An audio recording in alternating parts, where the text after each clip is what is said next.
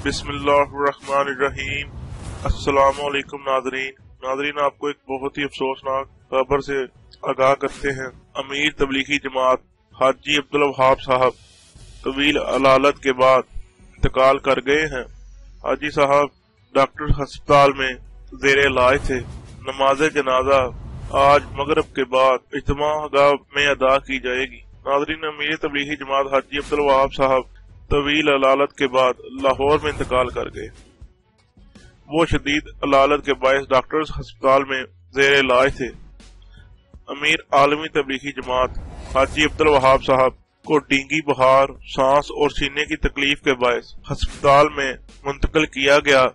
गुज़िश्ता रात इनकी तबीयत काफी नासाज हो गई थी, जिसकी वजह से वो इस जहां फानी से रुखसत फरमा गए। इनके इंतकाल पर मजहबी, सियासी और मकातब फिक्र और उलमा ने इंतहाई अफसोस का इजहार किया। हाजी अब्दुल वहाब साहब 1922 को इंडिया के शहर दिल्ली में पैदा हुए।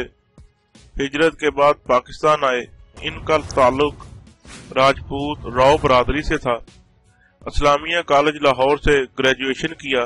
ग्रेजुएशन के बाद तहसीलदार की नौकरी शुरू कर दी।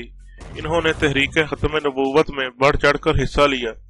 इनका शुमार पाकिस्तान के इन 5 लोगों में होता है जिन्होंने अपनी पूरी जिंदगी तबलीग के लिए वक्फ की थी। दुनिया के 500 बाअसर शख्सियात में 10वें नंबर पर थे। मोहम्मद शफी कुरैशी तबलीग जमात के पहले अमीर थे। इनकी वफात के बाद हाजी मोहम्मद बशीर दूसरे अमीर मुकर्रर हुए, जबकि हाजी अब्दुल वहाब तीसरे अमीर मुकर्रर हुए।